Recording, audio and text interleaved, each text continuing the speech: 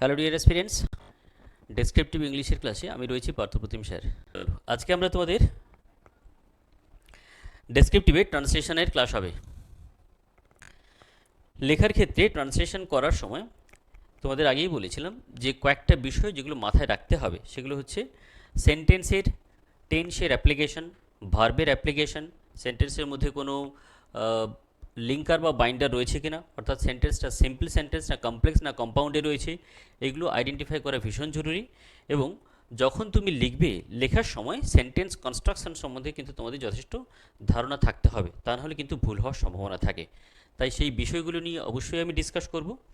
আর তোমরাও যদি লেখার ক্ষেত্রে যদি কোনো প্রবলেম ফেস করো তাহলে সেটাও কিন্তু কমেন্ট করে জানাবে।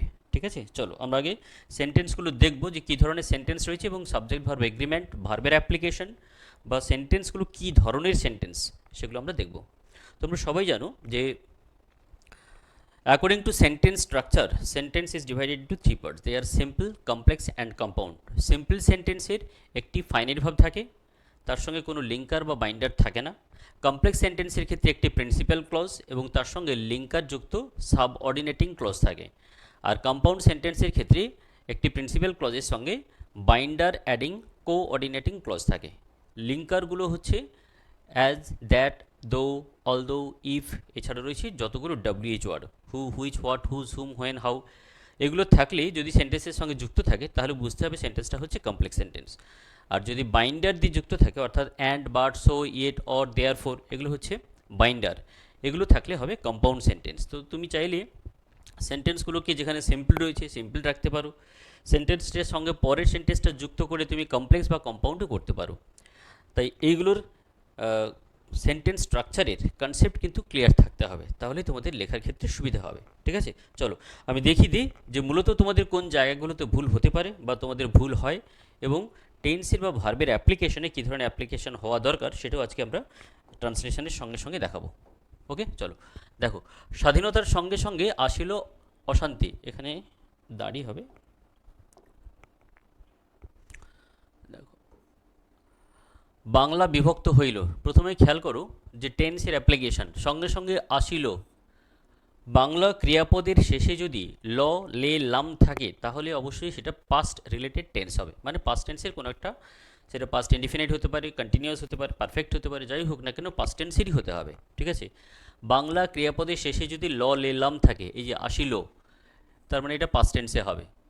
বাংলা বিভক্ত হইল, দেখো এখানেও পাস্ট টেন্সে রয়েছে। এবং এই দেখো, এবং মানে হচ্ছে এই সেন্টেন্সটা কম্পাউন্ড সেন্টেন্স, অর্থাৎ দুটো সেন্টেন্সকে যুক্ত করা হচ্ছে। এটা হচ্ছে প্রিন্সিপাল ক্লজ, তার সঙ্গে কোঅর্ডিনেটিং ক্লজ, এবং রয়েছে এটা হচ্ছে বাইন্ডার, এটা হলো বাইন্ডার।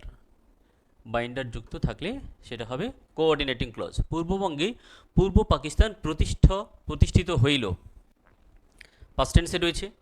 সাম্প্রদায়িকতা জাগিয়া উঠিল, পাস্ট টেন্সে রয়েছে, এখানে দাঁড়িয়ে হবে।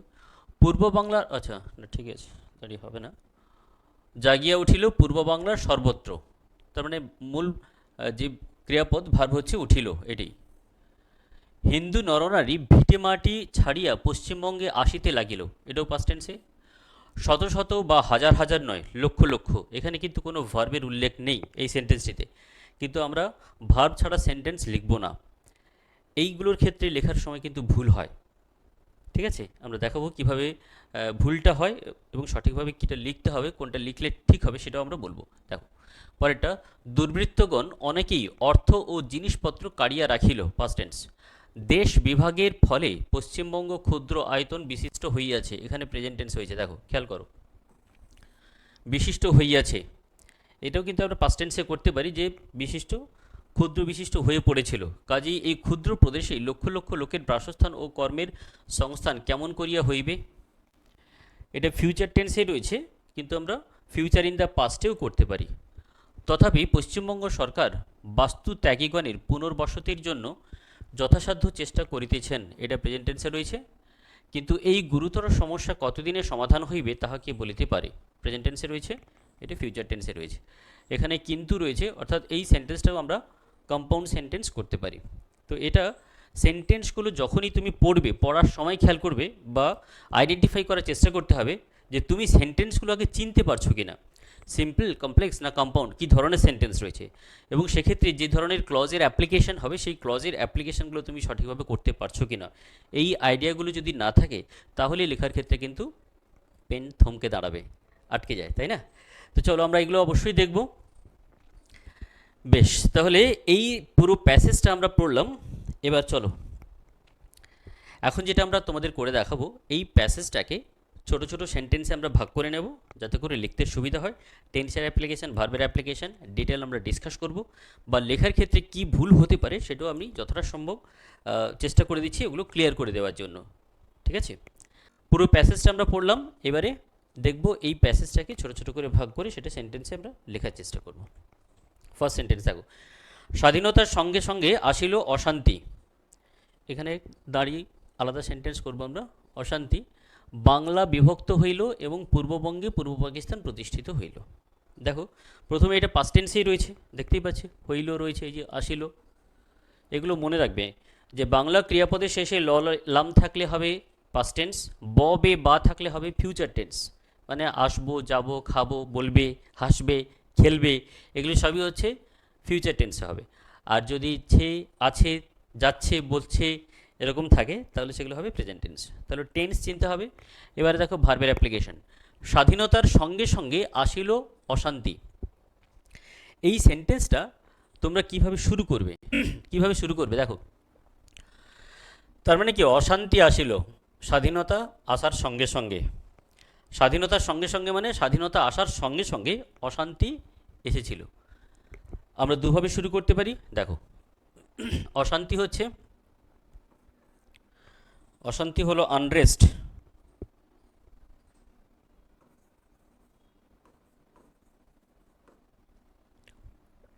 আনরেস্ট REST, অথবা ডিস্টারবেন্স।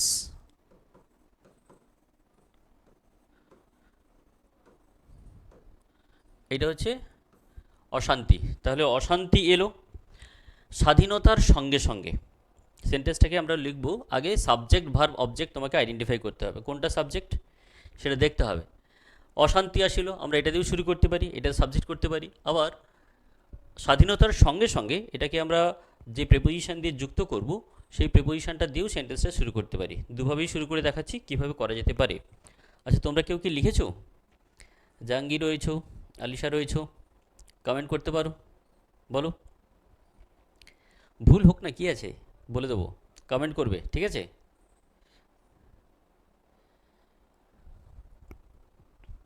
দেখো,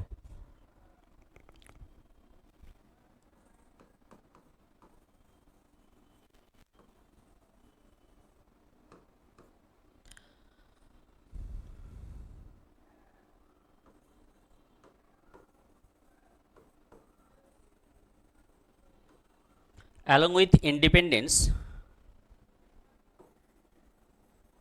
came unrest অথবা ডিস্টারবেন্স।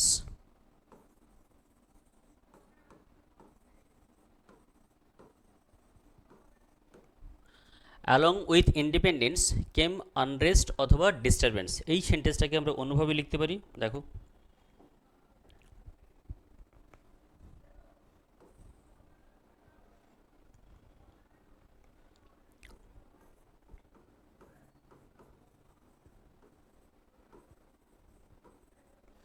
ডিস্টারবেন্স অথবা আনরেস্ট কেম, পাস্ট টেন্স থাকার জন্য আমরা কেম লিখছি,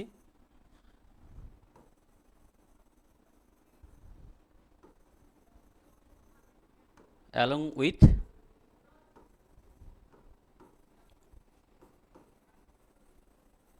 ইন্ডিপেন্ডেন্স। বুঝতে পারলে, দুভাবেই লিখতে পারি আমরা, হয় এটা দিয়ে শুরু করতে পারি অথবা এটা দিয়েও শুরু করতে পারি। ডিস্টারবেন্স অথবা আনরেস্ট এটাই হচ্ছে সাবজেক্ট, ভার্ব হচ্ছে কেম, আর এটা হচ্ছে, এটা কিন্তু অবজেক্ট নয়, এটাকে আমরা বলবো কমপ্লিমেন্ট, এটাকে বলবো আমরা কমপ্লিমেন্ট। দেখো, ডিস্টারবেন্স বা আনরেস্ট হচ্ছে subject, came verb, along with independence এটা হচ্ছে কমপ্লিমেন্ট, এটা অবজেক্ট নয়। আমরা অনেকেই ভাবি ভার্বের পরে যেটা বসে সেটাই বোধহয় অবজেক্ট, তা কিন্তু নয়। ভার্বকে যদি কী বা কাকে দিয়ে প্রশ্ন করি যে উত্তরটা পাবো সেটা হচ্ছে অবজেক্ট। আর ভার্বের যদি অবজেক্ট থাকে সেই ভার্বকে বলা হয় ট্রানজিটিভ ভার্ব। ভার্বের অবজেক্ট না থাকলে ইনট্রানজিটিভ ভার্ব। এখানে কেমটা কিন্তু ইনট্রানজিটিভ ভার্ব, এটা অবজেক্ট নয়। এই পার্টটাকে বলা হয় কমপ্লিমেন্ট পার্ট, অর্থাৎ যেটা দিয়ে সেন্টেন্সটা সম্পূর্ণ হয়েছে। তাহলে আমরা ফার্স্ট সেন্টেন্সটা লিখলাম, স্বাধীনতার সঙ্গে সঙ্গে আসিল অশান্তি। Along with independence came unrest, অথবা ডিস্টারবেন্স বা unrest came along with independence, একই সেন্টেন্স। পরেরটা দেখো, বাংলা বিভক্ত হইল এবং পূর্ববঙ্গে পূর্ব পাকিস্তান প্রতিষ্ঠিত হইল। এরও পাস্ট টেন্সেই রয়েছে এবং এখানে দেখো কম্পাউন্ড সেন্টেন্স তৈরি হয়েছে। বাংলা বিভক্ত হইল, এটা হচ্ছে প্রিন্সিপাল ক্লজ, এবং থেকে যে পার্টটা যুক্ত করা হচ্ছে এটাকে বলা হয় কোঅর্ডিনেটিং ক্লজ। এগুলো বুঝতে হবে, তার কারণ এইগুলো যদি তোমরা বুঝতে না পারো তাহলে সেন্টেন্সটা কী ধরনের স্ট্রাকচারে রয়েছে সেটা তোমাদের বুঝতে না পারলে কিন্তু লেখার ক্ষেত্রেও সমস্যা হবে। কোঅর্ডিনেটিং ক্লজের ক্ষেত্রেও একটা প্রিন্সিপাল ক্লজ এবং বাইন্ডার অ্যাডিং পার্ট থাকবে, সেখানে অবশ্যই একটা ফাইনাইট ভার্ব দিতে হবে। তাহলে দেখো, বাংলা বিভক্ত হইল, পরের সেন্টেন্সে দেখো,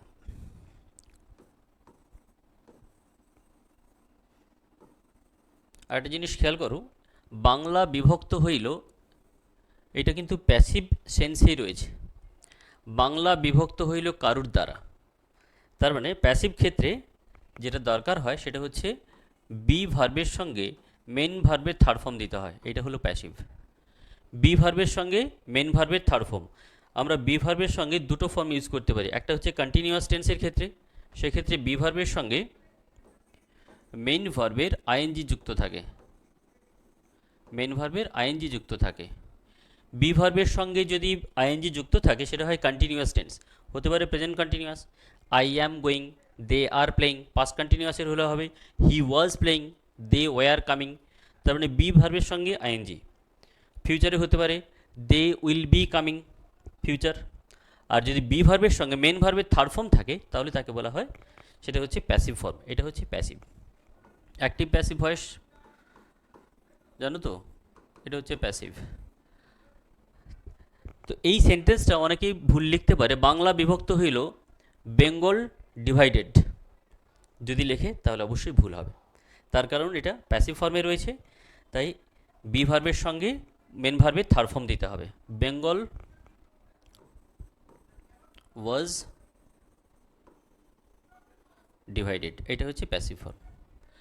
সেন্টেন্স লেখার সময় কিন্তু এই বিষয়গুলোকে মাথায় রাখতে হবে, কারণ ভুল হয় ভার্বের অ্যাপ্লিকেশনেই বেশিরভাগ ক্ষেত্রে, বা টেন্সের অ্যাপ্লিকেশনে হয়।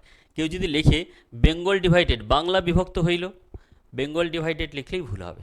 বেঙ্গল ওয়াজ ডিভাইডেড, পরের কোঅর্ডিনেটিং ক্লজ অ্যান্ড দিয়ে পরের পার্টটাকে আমরা অ্যাড করব, বেঙ্গল ওয়াজ ডিভাইডেড অ্যান্ড পরের যে পার্টটা রয়েছে সেটাও কিন্তু প্যাসিভ ফর্মেই রয়েছে। কী করে দেখো, পূর্ববঙ্গে পূর্ব পাকিস্তান প্রতিষ্ঠিত হইল কারোর দ্বারা, গভর্নমেন্টের দ্বারা, সেখানকার গভর্নমেন্টের দ্বারা। তার মানে মানুষের দ্বারাই কাজগুলো হচ্ছে, কিন্তু এখানে সেই মানুষগুলোর নাম বলা নেই, বা যে কাজটা করেছে তাদের কথা উল্লেখ নেই। এখানে যে কাজটা করা হয়েছে সেটাকে উল্লেখ করা রয়েছে, যার দ্বারা কাজ করা হয়েছে সেটা কিন্তু শুরুতে দেওয়া নেই, যেটা প্রথমে ছিল। এই যে ডিস্টারবেন্স এলো, তাই ডিস্টারবেন্স দিয়ে আমরা শুরু করেছি, অথবা আনরেস্ট দিয়ে শুরু করেছি, ওটা হচ্ছে সাবজেক্ট, কিন্তু এখানে সাবজেক্টে মেনশন করা নেই। কার দ্বারা অনুষ্ঠান এই ঘটনাটা হয়েছে সেই ঘটনাটা কিন্তু মেনশন করা নেই যে কার দ্বারা এই বিভক্ত হয়েছে। তাহলে যে কাজটা হয়েছে সেটা দিয়ে আমরা শুরু করেছি, সেই কারণে ওটা প্যাসিভ সেন্সে রয়েছে, এবং এগুলোর ক্ষেত্রে বি প্লাস ভার্বের থার্ড ফর্ম দিতে হবে। ব্যাপারটা বোঝা গেছে? বেঙ্গল ওয়াজ ডিভাইডেড অ্যান্ড, দেখো সাবজেক্ট, পূর্ববঙ্গে পূর্ব পাকিস্তান প্রতিষ্ঠিত হইল, সাবজেক্ট কোনটা? পূর্ব পাকিস্তান, এটা হচ্ছে সাবজেক্ট, এটা হলো সাবজেক্ট। প্রতিষ্ঠিত হইল ভার্ব, এটা ভার্ব। তাহলে আগে সাবজেক্ট দেব, তারপরে ভার্ব দেব, ঠিক আছে? বেঙ্গল ওয়াজ divided and Purba Pakistan, east Pakistan, proper noun, তাই ক্যাপিটাল লেটারে দিতে হবে, যেখানেই লিখবে প্রপার নাউন সবসময় ক্যাপিটাল হবে। And east Pakistan was founded, অথবা ফর্মড, অথবা এস্টাবলিশড,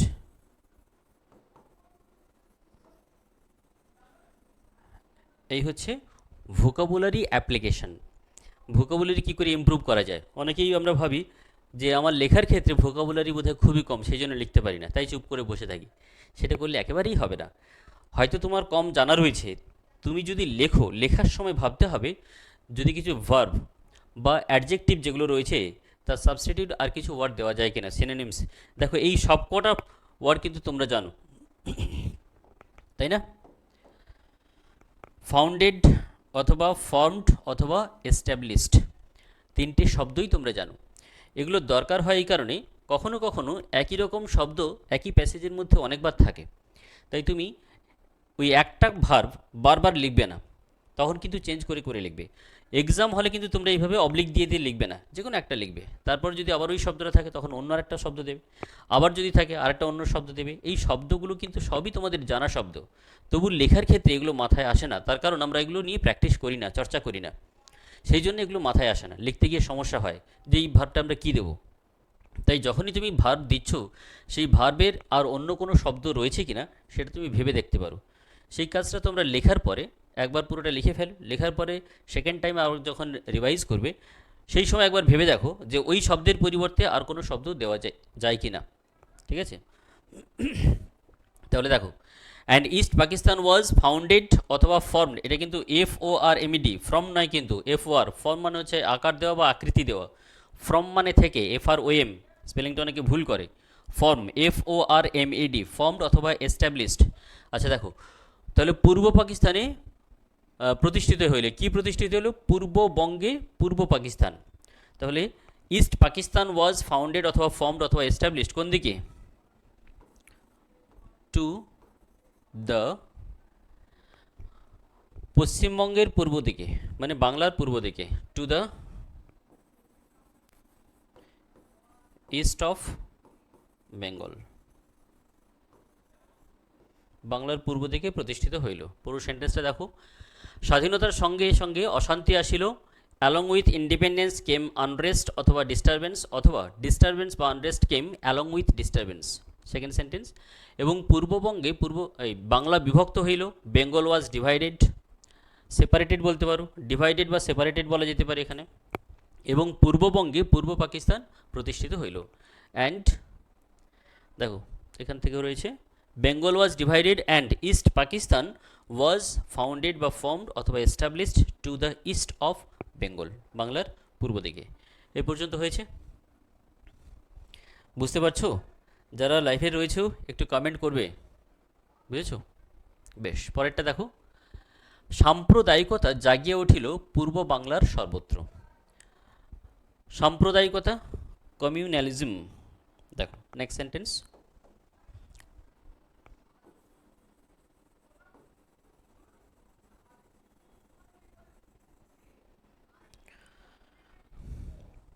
জাতিভেদ, কমিউনালিজম জাগিয়া উঠিল, past tense, communalism raised its head, communalism raised its head, কোথায়? পূর্ব বাংলার সর্বত্র। তাহলে দেখো, সাম্প্রদায়িকতা জাগিয়ে উঠিল, আমরা দুটো দিলাম, কমিউনালিজম raised its head, কোথায়?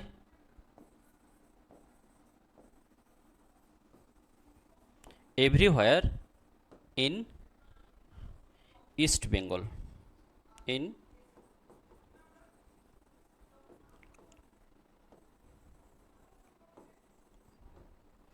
Everywhere in east Bengal. দেখো, সাম্প্রদায়িকতা জাগিয়ে উঠিল, communalism raised it's head everywhere in east Bengal, east বেঙ্গলের সর্বত্র, পূর্ব বাংলার সর্বত্র সাম্প্রদায়িকতা জেগে উঠল। ঠিক আছে? পুরোটা আমরা তিনটে লাইন এখানে করলাম। বেশ, পরেরটা দেখো, হিন্দু নরনারী ভিটেমাটি ছাড়িয়া পশ্চিমবঙ্গে আসিতে লাগিল, শত শত বা হাজার হাজার নয়, লক্ষ লক্ষ। হিন্দু নরনারী ভিটেমাটি ছাড়িয়া পশ্চিমবঙ্গে আসিতে লাগিল। দেখো,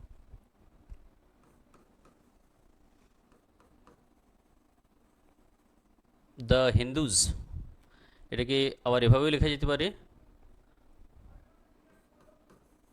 অবলিক দিয়ে দিচ্ছি, দাঁড়াও,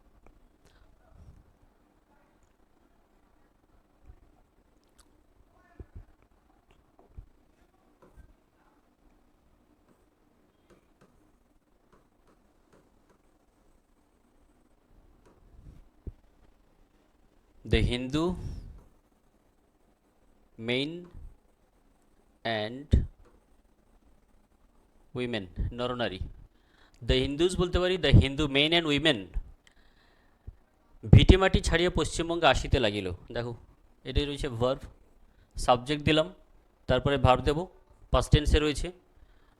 আসিতে লাগিল কোথায়? ভিটেমাটি ছেড়ে, মানে তাদের যা জায়গা জমি রয়েছে সেগুলো বাদ দিয়ে সব পশ্চিমবঙ্গে আসতে শুরু করলো। দ্য হিন্দুজ অথবা the Hindu men and women, এই পার্টটাকে আমরা মাঝখানেও দিতে পারি, শেষেও দিতে পারি। কীভাবে দেখো, পার্টিসিপল অ্যাড করে লিভিং দেয়ার, ভিটেমাটি এটা একটা ফ্রেজ ইউজ করব, their hearth and house,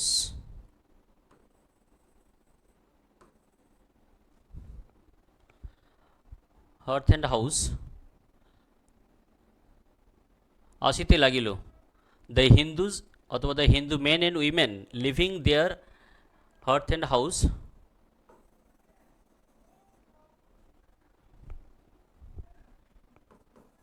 came to West Bengal. বুঝতে পারছো বাংলা ভাগের সময়ে এই প্যাসেজটি, কেম টু ওয়েস্ট বেঙ্গল হয়েছে। দ্য হিন্দুজ অথবা the Hindu men and women living their hearth and house, এইটা মানে হচ্ছে ভিটেমাটি ত্যাগ করে। এই যে লিভিং, এটা পার্টিসিপল আমরা অ্যাড করেছি, এটা এখানে দিয়েছি, এটা শেষেও দেওয়া যেতে পারে। দেখো কীভাবে, the Hindus came to West Bengal living their hearth and house, এটা মাঝখানেও দিতে পারি আবার শেষেও দিতে পারি, এই লাইনটা, এই পার্টটা, ঠিক আছে। আসিতে লাগিল শত শত বা হাজার হাজার নয়, লক্ষ লক্ষ। দেখো এই সেন্টেন্সটাতে কোনো ভার্ব দেওয়া নেই, শুধুমাত্র ফিগার দেওয়া রয়েছে যে কতজন তারা আসছে। শত শত বা হাজার হাজার নয়, লক্ষ লক্ষ। আমরা যদি কেউ এভাবে লিখি যে not hundred hundred or thousand thousand but lakhs lakhs, এটা আমরা যদি এভাবে লিখি তাহলে অবশ্যই সেন্টেন্সটা ভুল হবে। এখানে ভার্ব নেই, কিন্তু তোমাকে সবসময় সেন্টেন্স লেখার সময় সাবজেক্ট ভার্ব অবজেক্ট এই ফরমেশনটা কিন্তু মেনটেন করতে হবে, এটাকে মাথায় রেখেই তোমাকে লিখতে হবে, তা নাহলে কিন্তু ভুল হবেই। কখনোই আমরা লিখতে পারবো না এইভাবে, ঠিক আছে। শত শত বা হাজার হাজার নয়, লক্ষ লক্ষ, এখানে সাবজেক্টও দেওয়া নেই, তাহলে সাবজেক্ট কী করে দেবো এখানে, বা ভার্বটা এখানে দেওয়া নেই, তাহলে ভার্বটা কীভাবে দেব? এই সংখ্যাটা কারা? শত শত বা লক্ষ, হাজার হাজার বা লক্ষ লক্ষ, মানে শত শত নয়, লক্ষ লক্ষ মানুষ, তার মানে কি ওই মানুষজন কি বোঝাচ্ছে? অর্থাৎ যারা এই ভিটেমাটি ছেড়ে চলে আসছে সেই তাদের সংখ্যাটাকে বলা হচ্ছে, অর্থাৎ সাবজেক্টটা কিন্তু তোমাদের মেনশন করতে হবে যে তারাই আসছে, সেন্টেন্সে না থাকলেও দিতে হবে। এই জায়গাগুলোতেই ছেলেমেয়েরা ভুল করে যে কী লিখবো আর খুঁজে পাচ্ছে না। এখানে তো শুধু একটা ফিগার দেওয়া রয়েছে, শত শত আমরা জানি হান্ড্রেড বা হান্ড্রেডস, ঠিক আছে, হাজার হাজার থাউজেন্ডস, লক্ষ লক্ষ, ল্যাক, এভাবে আমরা বলি, কিন্তু এইভাবে সেন্টেন্সে লেখা যাবে না, বা লিখলেই ভুল হবে। তাহলে কিভাবে দেব? সেন্টেন্স তৈরি করার সময় অবশ্যই এটা মাথায় রাখতে হবে যে সাবজেক্ট ভার্বের এগ্রিমেন্টটা যেন ঠিকঠাক থাকে। দেখো তাহলে শত শত বা হাজার হাজার নয়, আমরা সাবজেক্ট দেব দে ওয়ার নট। দে মানে ওই লোকজনেরা, তাদেরকেই বলা হবে যে তাদের সংখ্যাটা শত শত বা হাজার হাজার নয়, তারা লক্ষ লক্ষ। তাই বলতে হবে they were not in hundreds or thousands, not in hundreds or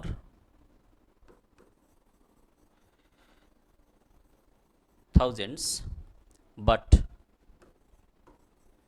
in millions, lakh lakh, but in millions.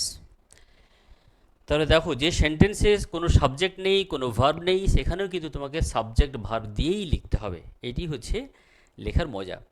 এই বিষয়টা যারা ক্লিয়ার করতে পারবে না, বুঝতে পারবে না, তার ক্ষেত্রে কিন্তু এই সেন্টেন্সটা ভুল হবেই, ঠিক আছে, মাথায় রাখতে হবে।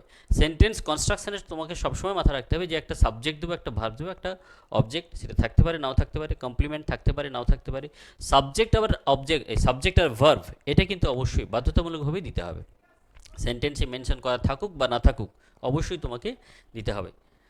বেশ, তাহলে দেখো লক্ষ লক্ষ পর্যন্ত হলো। পরেরটা, দুর্বৃত্তগণ অনেকেই অর্থ ও জিনিসপত্র কাড়িয়া রাখিল। পাস্ট টেন্সে রয়েছে।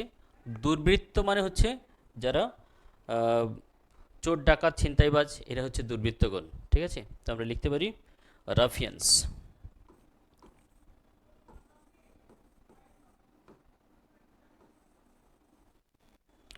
রাফিয়ানস অথবা রগস বলা যায়।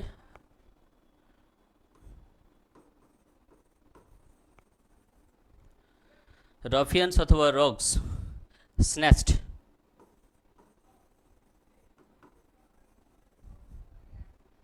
দেয়ার কি কি জিনিসপত্র, অর্থ ও জিনিসপত্র। রাফিয়ানস অথবা রগস snatched there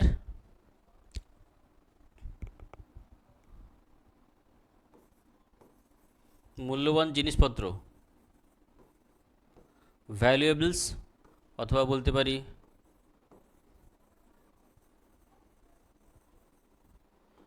belongings and money. রাফিয়ানস অথবা রগস স্ন্যাচড দেয়ার ভ্যালুয়েবলস অথবা বিলঙ্গিংস অ্যান্ড মানি, তাদের অর্থ এবং জিনিসপত্র কেড়ে নিতে শুরু করলো, অনেকেই কেটে রাখলো। এটাও পাস্ট টেন্সেই রয়েছে, সিম্পল সেন্টেন্স রয়েছে। তাহলে দুটো লাইনে আমরা এখানে করলাম। হিন্দু নরনারী ভিটেমাটি ছাড়িয়া পশ্চিমবঙ্গে আসিতে লাগিল। দ্য হিন্দুস অথবা the Hindu men and women living their hearth and house came to West Bengal. পরের লাইন রয়েছে শত শত বা হাজার হাজার নয়, they were not in hundreds or thousands but in millions, লক্ষ লক্ষ। পরেরটা দুর্বৃত্তগণ অনেকেই অর্থ ও জিনিসপত্র কাড়িয়া রাখিল। রাফিয়ানস অথবা রগস স্ন্যাচড দেয়ার ভ্যালুয়েবলস অথবা বিলঙ্গিংস অ্যান্ড মানি। দেখো, তোমরা যখন লিখবে তখন প্র্যাকটিস করার জন্য এই ধরনের অবলিক দিয়ে ওয়ার্ডগুলো লিখতে পারো, কিন্তু যখন এক্সাম হলে ফাইনাল এক্সামে যখন লিখবে তখন কিন্তু এগুলো রিপিট করার দরকার হয় না, তখন কিন্তু একটা শব্দই লিখবে। কিন্তু ভোকাবুলারি শব্দ ভাণ্ডার কী করে বাড়াতে হবে সেটা লেখার সময় ভাবতে হবে। যে শব্দের পরিবর্তে আর তুমি কোনো শব্দ জানো কি না সেটা কিন্তু লেখার সময় ভাববে, তাহলেই দেখবে তোমার পরিচিত শব্দগুলো কিন্তু আস্তে আস্তে তোমার ধারে কাছে আসবে। এবং শব্দ ভাণ্ডার জানা থাকলে তোমার যদি ভোকাবুলারির প্রচুর স্টক থাকে তাহলে লেখার ক্ষেত্রে সুবিধা হয়। কিন্তু সেটা বাড়াবো কীভাবে? অনেকেই হয়তো ভাবে যে এগুলো কি মুখস্থ করতে হবে। দেখো, রেগুলার ইংরেজি পড়লে তার একটা ইমপ্রুভমেন্ট হয়। তুমি যদি পড়ো তাহলে শব্দের সঙ্গে পরিচিত হবে। এই জন্য ইংলিশ নিউজ পেপার পড়া দরকার, নতুন নতুন শব্দের সঙ্গে তুমি পরিচিত হবে। আর যদি একেবারেই সেই সুযোগটা না থাকে তাহলে অন্তত লেখার সময় ভেবে দেখো যে শব্দগুলো তোমার জানা রয়েছে কিনা বা পরিচিত রয়েছে কিনা। অনেক শব্দই আমরা জানি কিন্তু লেখার সময় সেগুলো হয়তো মনে আসে না, তার কারণ হচ্ছে রেগুলার প্র্যাকটিস না করার জন্যেই। তাই তোমরা যে প্যাসেজটা বা যে রাইটিংটা করছো, রাইটিং লেখার সময় কিন্তু এই ধরনের শব্দগুলো একটু ভেবে দেখো যে শব্দগুলো তোমার জানা রয়েছে কিনা।